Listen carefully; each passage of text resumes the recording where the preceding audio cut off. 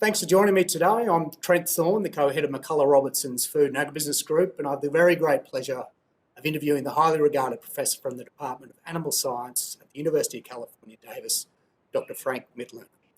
Dr. Mitloehner will be one of the featured speakers at the Beef Australia Symposium on Monday, the 3rd of May. A native of Germany, the eminently qualified Dr. Mitloehner has a degree in animal science, a master's in agricultural engineering, and a PhD on the environmental management of feedlot cattle.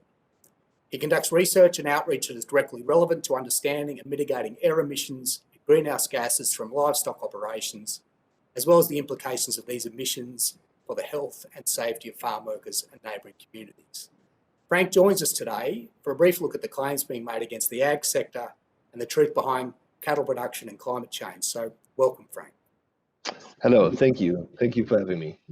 Not a worry. Now, look, when we caught up briefly last week, we discussed your close relationship with Australia, and you've got a particular affection for Queensland in particular. Can you just share for the team here in Queensland some of your background experience with the fine and sunny state of Queensland? Yeah, when I was, I'm now 50. When I was 20, in my early 20s, I was a graduate student back in Germany, and I wanted to gain some international experience. And so I, out of the blue, contacted some graziers in Queensland, and I asked them if they wouldn't mind hosting me as an intern on their stations. And I promised them I would do anything. Okay, I would ride horses, even though I never did before, and I would fly helicopter if I have to, and I dig wells and do whatever needs to be done just to gain some experience. And guess what? Several of them, many of them, accepted my request and invited me. And so I spent quality time with Tony Ellingham in Charters Towers near Townsville. I went all the way up to the northern part, the far northern part of Queensland. I went to the outback. I went to the coast and had a wonderful time. I was there 3 times, I guess, in different years, and I can tell you I'm very thankful because you guys took me on as someone who was really nothing at the time with respect to experiences and so on, but you really opened my eyes, and I'm forever thankful for that, and I mean that. So, look, did you end up learning to fly that helicopter? No, but I learned to be a co-pilot, a spotter on a helicopter, and my gosh, I don't ever want to do this again. You guys are crazy. You guys are crazy. The way these people fly helicopters should be prohibited. Yeah, I've had a little bit of experience with that in the Northern Territory, and I don't know how most of those pilots don't lose their lunch most days, but I'll leave that to them. Now, look, if we dig a little bit deeper, so in terms of, and this really is the crux of most of the work that you do, so biogenic methane, the kind of methane from cattle and wetlands, is unique among the main 3 greenhouse gases that influence climate change. The difference being it has a short lifespan and is part of the natural carbon cycle, but we haven't always considered those facts when we consider how it warms the planet. Now, you've been extolling this fact for some time, that methane only lasts in the atmosphere for 10 years, whereas CO2 persists for up to 1,000 years. And do you have a view as to why this particular fact seems so difficult to gain traction in the broader debate on climate change? Yeah, I mean, it shouldn't be as difficult as it is, but people have a hard time grasping it. And I don't mean that in any arrogant way or so, but it's just difficult to understand the differences. They are so-called long-lived and short-lived climate pollutants. A long-lived climate pollutant would be CO2, carbon dioxide. Every time you drive your car, you put new additional carbon into the atmosphere, right? Carbon that originated from fossil fuels that were stored in the ground for a long, long time. And that carbon, we extract it from the ground, we are burning it, and every time we do so, we add new additional fossil carbon to the atmosphere. And again, this lasts there for 1,000 years. The case for biogenic methane is very different, because if you think about where that carbon is contained in that belched methane, where that carbon comes from, it actually comes from atmospheric CO2, atmospheric carbon dioxide, that is taken on by plants during photosynthesis, The plants convert that carbon, that CO2, into carbohydrates such as cellulose or starch. And then our cow eats that plant material, and as a result of digestion, makes some of that carbon into methane. That methane then stays in the atmosphere for approximately 1 decade.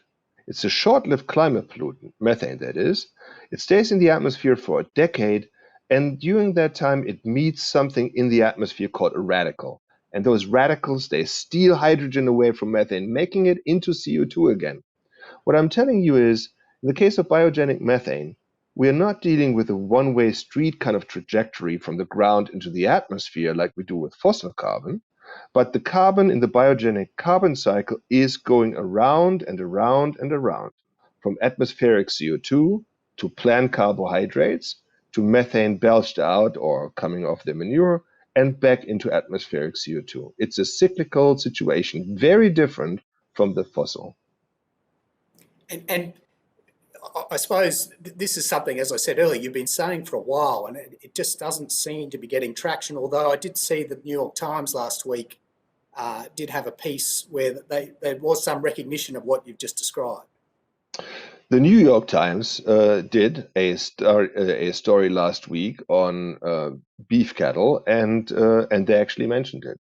So I was very pleased to see that it finally made its way into the public media, and one of our flagship newspapers, which is the New York Times, they described what I just said to you and said that livestock is certainly not a major source of greenhouse gases, not the major, they said, but it is a considerable one, and one that we further want to mitigate. And I totally agree with that. Okay, so in the United States, let's say livestock, all species, and the feed sector, everything combined, is responsible for almost 4% of the total greenhouse gases. In most developed countries, the number is similar, okay? 4 or 5% or so of greenhouse gases in most developed countries are from the livestock sector. So it's not nothing, it's something. The beef sector in most developed countries makes up approximately 2 to 3% of total greenhouse gases in most developed countries, okay? And so it's certainly not comparable to, let's say, vehicle emissions or power plant emissions or aviation emissions or so, but it is still a sizable amount. And I think most farmers would agree that if they can reduce it further and therefore address a societal concern, then they should. And that's what I'm doing with my program here at UC Davis, find solutions to minimize the environmental footprint of livestock. That is my objective, okay? My objective has never been to deflect responsibilities away from livestock and livestock producers. But my objective is to own the responsibility we have for the impacts we cause and minimize those, but also not allow those people who drastically overblow them to get away with it. Okay.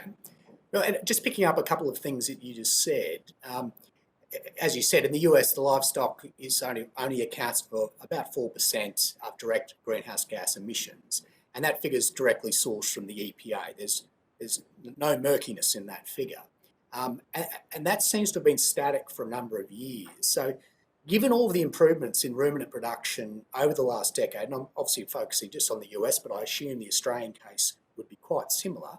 Why has that figure not been improving?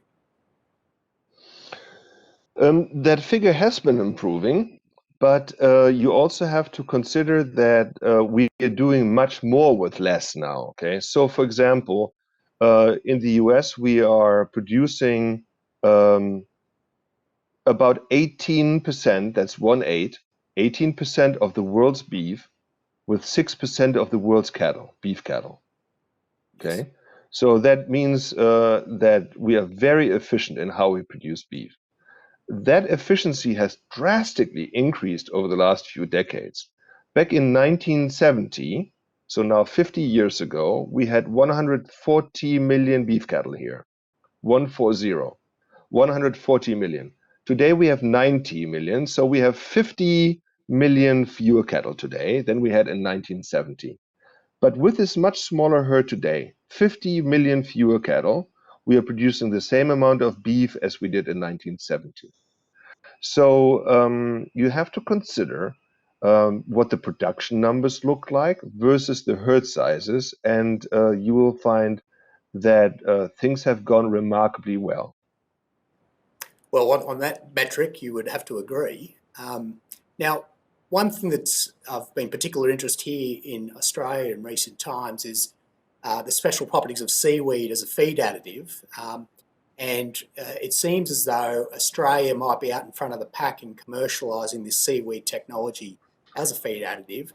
Is this the game changer that we all think it is? And do you think this product has the ability to turn the environmental debate back in favour of the livestock industry?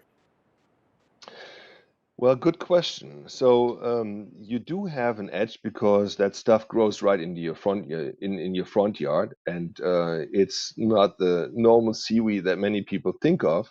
It's not the stuff that grows in front of the California coastline here, but it is a tropical seaweed that you have in Australia.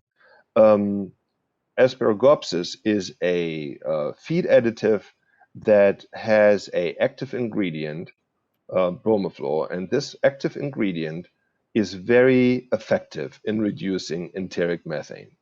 It's very effective in reducing methane, and so that's the good news. Studies here at UC Davis, and I've seen other studies at the CSIRO in Australia and other places, have shown that methane goes down drastically when feeding seaweed. However, there are also unintended consequences of feeding seaweed. One of them is that our research here showed that seaweed has negative impacts on palatability. Cattle don't really like the taste of it, so you have to mask it. You have to put it into something like molasses or so. And that's not always easy to do, obviously, but that can be overcome somewhat. We have to think about how do we mask whatever is unappetizing Yes. around seaweed to cattle. How do we mask that? I mean, I don't know how to do that and how we deal with that at this point, but we have to think about palatability. Another thing we have to think about is toxicology, because the active ingredient is known as a carcinogen, and we have to find out and study whether or not this active ingredient can bioaccumulate in the animal, Right. whether there's any chance that it can make its way into meat or milk or so. That obviously would be a game stopper if any of that active ingredient were to bioaccumulate in the animal and make it into product. So we have to make very sure, we have to be very clear that feeding this product to our animals must not impede the product quality in any way. So, and there, I think some work has to be done. I don't know if you guys have done it in Australia, but that work has not been done here yet. In your mind, with the slight concerns you've raised there, from a scientific point of view, how long would the timeline be to normally verify that sort of concern? So, to verify the concern, I mean, if I were to have 2 tons of that stuff in at my research facility, I could do this work now, and after 180 days, I'd be done with this research and be able to give you an answer. And I think that these answers are needed because otherwise we will have issues with, for example, the FDA, the Food and Drug Administration, and others. And so we have to have answers on that. So that's one thing that, in my opinion, is still outstanding. Another issue that we see here is the availability. So if I were interested in doing a study with seaweed right now, it would take an act of God for me to get a ton of that from Australia to be used here for studies. I know a guy. Well, that's good. But I'm just saying, if I were interested in feeding our 2 million dairy cows with that, or I don't know how many beef cattle we have, and make this material a common staple in our rations for beef and dairy, I think you guys would have to do a lot of work to produce enough of that material to satisfy the needs of the various places throughout the world But you can be selfish, of course, too, and just feed it to your own and make fun of the rest of us. COVID's taught us to share, I think. So I'm hoping we can proceed Yeah. with that sort of level of collegiality going forward. Look, I've really appreciated the time this morning, Frank. This was obviously just a very brief snapshot, and it was an insight for a lot of our Beef Australia community to get an idea of the fantastic lineup of speakers that we've got planned for the symposium. Thank you very much for having me, and